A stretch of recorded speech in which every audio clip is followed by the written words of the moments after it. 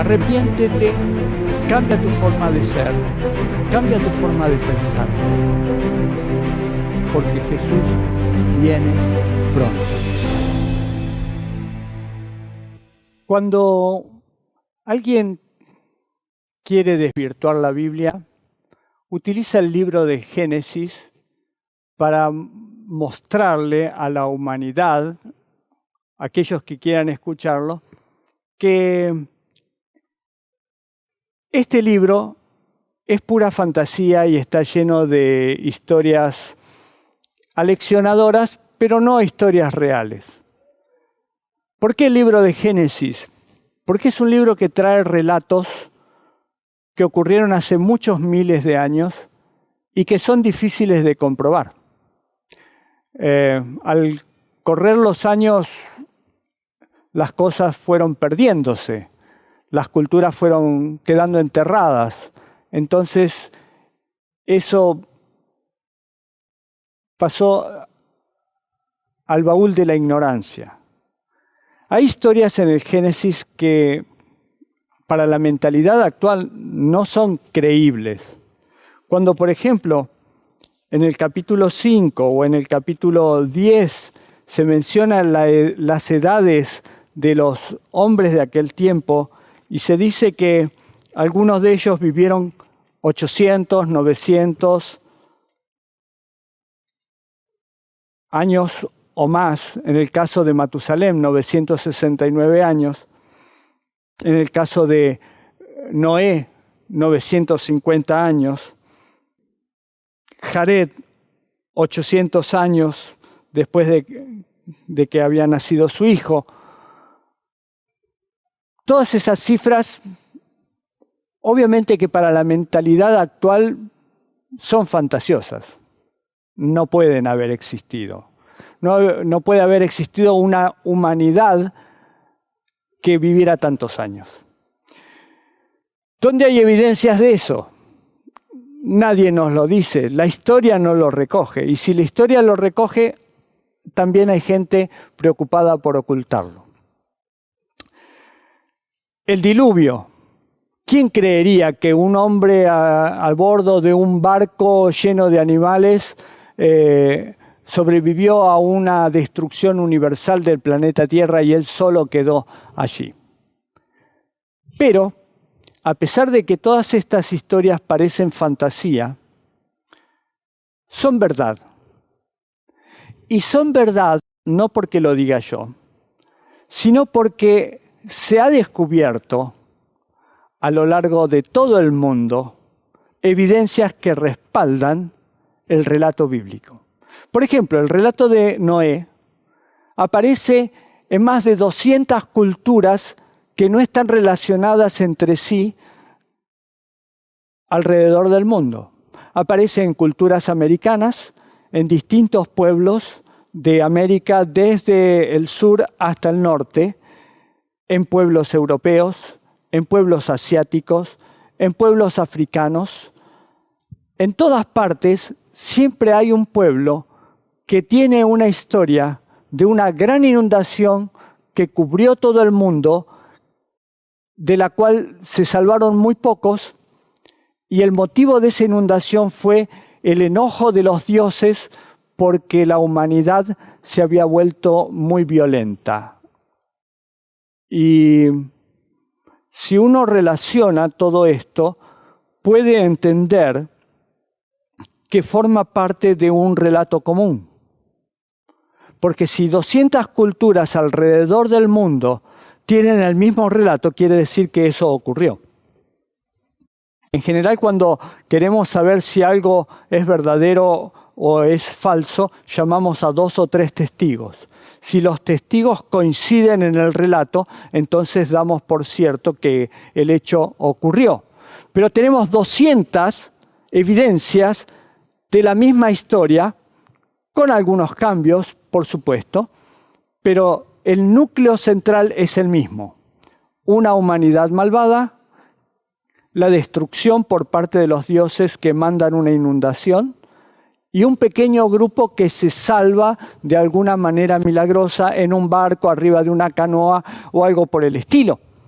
Y eso llama la atención porque se sigue negando la evidencia del diluvio. Y la evidencia del diluvio aparece en todos los registros fósiles. Porque ¿qué es un registro fósil sino la evidencia de que hubo una destrucción masiva? ¿Cómo se forma un fósil?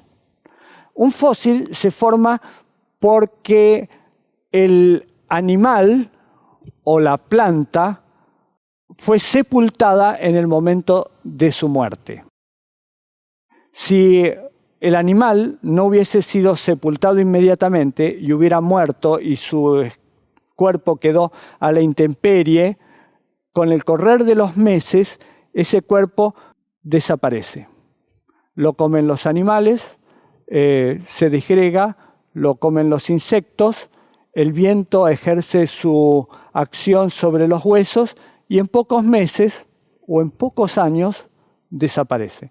Sin embargo, la geología, la paleontología, dice que los esqueletos que aparecen por millones y millones en todo el mundo tienen también una datación de millones de años. Si tienen millones de años, entonces significa que no estuvieron a la intemperie esos millones de años. De alguna forma fueron sepultados en el momento de su muerte. Y si fueron sepultados en el momento de su muerte, ¿por qué fueron sepultados? ¿Por qué en todo el mundo aparecen fósiles que fueron sepultados, no 1 o 2, no 3 o 4? Hay reservorios en los cuales encontramos cadáveres de millones de seres.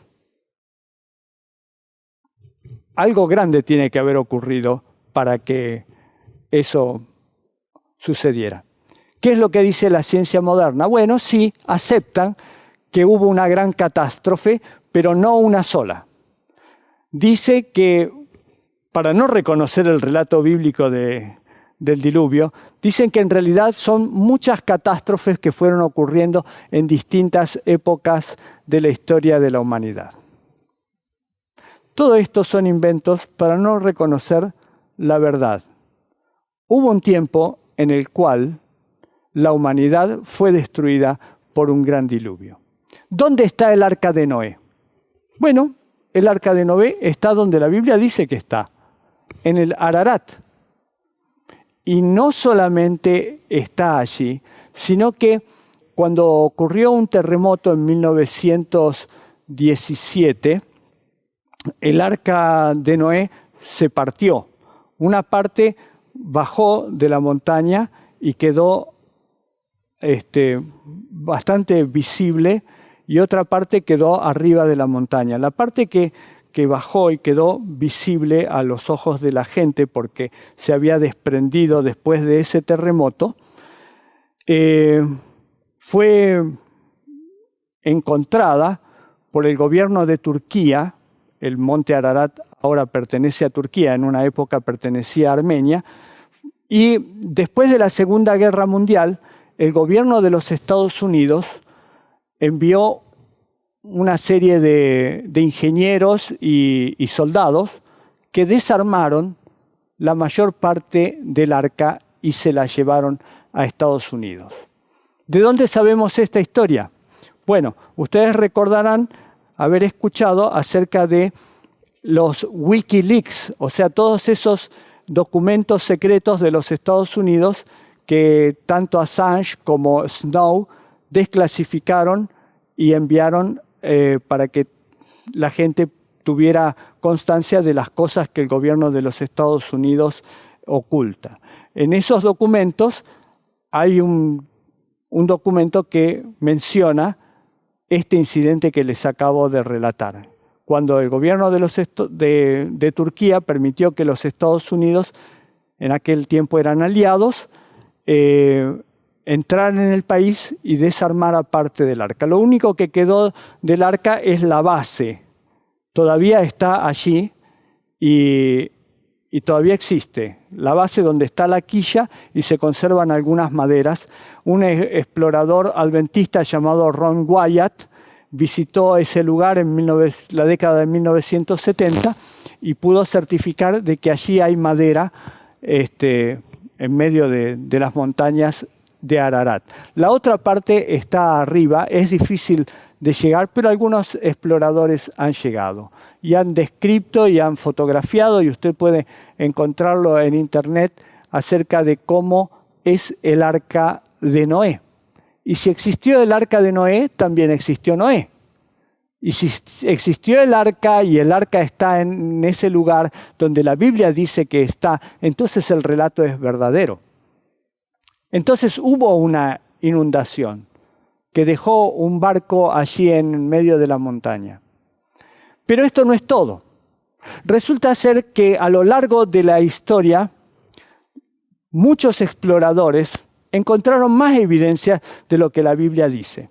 La Biblia dice que en la antigüedad existían gigantes y se han encontrado sus huellas en distintas partes del mundo, en el estado de Texas, en Europa, en África, en Asia. Se han encontrado huellas humanas de este tamaño, más o menos, que demuestran que existió otra humanidad en el pasado, distinta a la nuestra, mucho más grande, pero que confirma la veracidad bíblica. No eran extraterrestres, no eran seres de otro planeta, eran de este planeta, solo que tenían otras capacidades. La ciencia voluntariamente ha decidido ignorar esto para no confirmar la veracidad de la Biblia.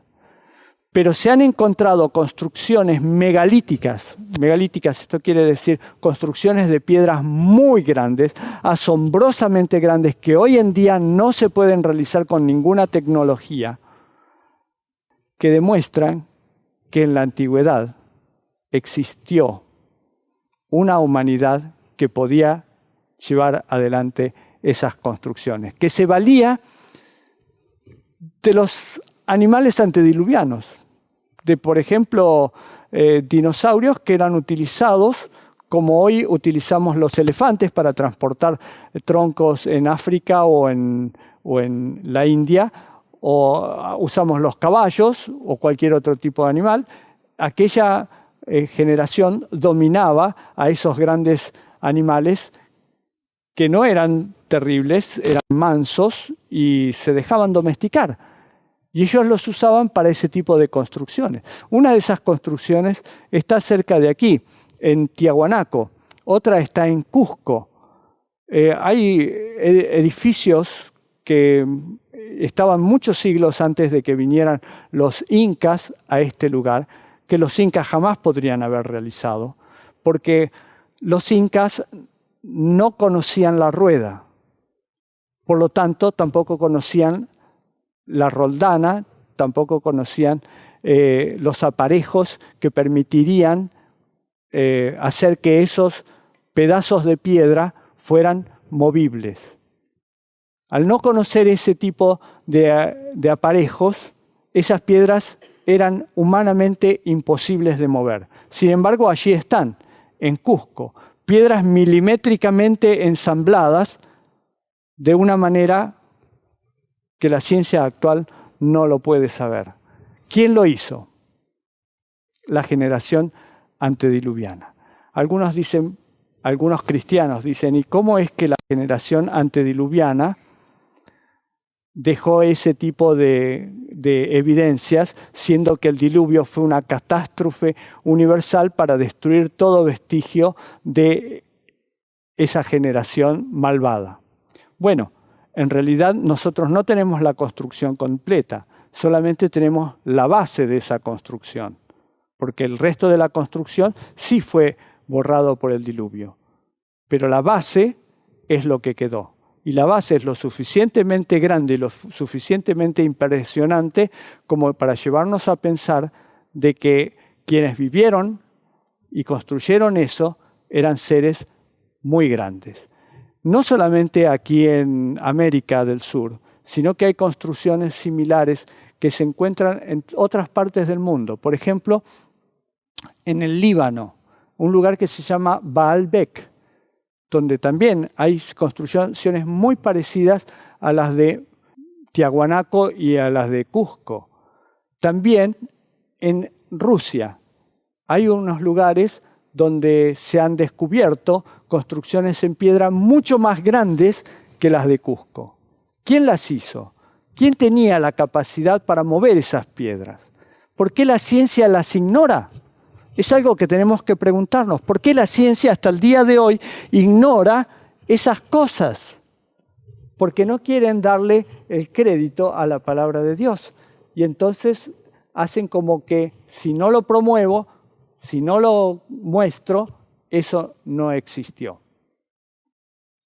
Hay cuevas en las cuales se han encontrado manifestaciones de arte antediluviano que dejan asombradas a las personas actuales.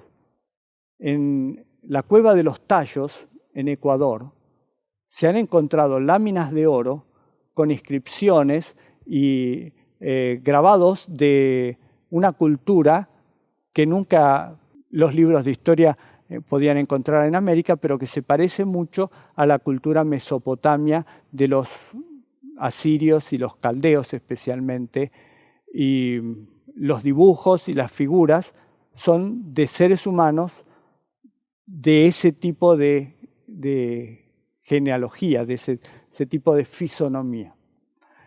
Hay construcciones en Malí, por ejemplo, en África, hay en el risco de una montaña una escultura de una mujer con rasgos europeos, estoy hablando de Malí, en África, que los africanos dicen, nosotros jamás la construimos, nosotros no podríamos haber hecho algo así porque es demasiado grande. Pero allí está. Y la ciencia, especialmente la paleontología, trata de ignorar todas estas cosas porque no las puede explicar. Algunas de estas cosas quedan aquí cerca. Estamos en Bolivia, pero en Ica, en Perú, a unos pocos miles de kilómetros de aquí, hay evidencias también de unas piedras, son conocidas como las piedras de Ica, donde aparecen grabados de la vida cotidiana de una sociedad que nunca vivió en esta zona, por lo menos no era reconocida, porque usaba tecnología que nosotros hasta el siglo XX desconocíamos. Por ejemplo, la tecnología de trasplante de órganos. Hay una piedra donde muestra el trasplante de un corazón, donde le están trasplantando el corazón a una persona. Y en la mesa de operaciones, el corazón es perfecto, está perfectamente diseñado, perfectamente dibujado, aortas, venas, ventrículos, todo. Pero lo interesante es que en la mesa de al lado se ve una mujer embarazada con un dispositivo que permite traspasarle la sangre de la embarazada al que está recibiendo el órgano. ¿Por qué? Porque la sangre de la mujer embarazada tiene una hormona que impide el rechazo. Entonces, la sangre de esa mujer estaba haciendo que el órgano no fuera rechazado. ¿De dónde obtuvieron esa tecnología? ¿De dónde obtuvieron ese conocimiento? Hay 20.000 piedras que están en el Museo de Ica. Y en el museo se ve, por ejemplo, que esa humanidad era contemporánea de los triceratops, de los dinosaurios, e incluso que utilizaba grandes aves para volar arriba de esas aves, que eran gigantescas. Y entonces nosotros podemos entender mejor por qué las líneas de Nazca solamente se pueden ver desde el aire. Y por qué hay en Nazca también una pista de aterrizaje de muchos metros. Si no volaba la gente, eso era innecesario. Pero todas estas cosas se ocultan o se tratan de dar algún tipo de explicación que no tenga nada que ver con las evidencias que la Biblia presenta. Hablando de los años y de la cantidad de años que la Biblia dice que vivían los antediluvianos, se ha descubierto un cilindro, no es un cilindro, es un pentágono, tiene un prisma que tiene varias caras. Se descubrió en la zona de Irak hace algunos años, en el cual se puede leer, en un idioma muy antiguo, pero se puede leer, los nombres de todos los reyes que vivieron antes del diluvio y la cantidad de años que ellos gobernaron. Y la cantidad de años que ellos gobernaron excede en todos los casos los 200 y 300 años. Es una lista de reyes. ¿Y cómo es que gobernaron tantos años? 300, 400 años o más. Pues porque esos reyes vivieron en consonancia con lo que decía la Biblia.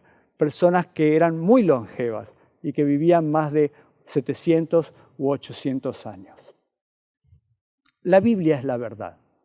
El ser humano, tratando de negar al Dios de la Biblia, trata de anular todas estas evidencias. Hay muchas más que les vamos a mostrar. Por ejemplo, hay una escalera tallada en piedra que se las vamos a mostrar en una fotografía. Una escalera tallada en piedra, pero está al revés. Los escalones están como si una persona tuviera que subir así, cabeza abajo. ¿Cómo es posible? ¿Quién tallaría una escalera en piedra dada vuelta? ¿No? Esa escalera fue tallada al derecho, solo que el diluvio, la fuerza del agua, la dio vuelta, la arrancó y la dio vuelta. Y así está.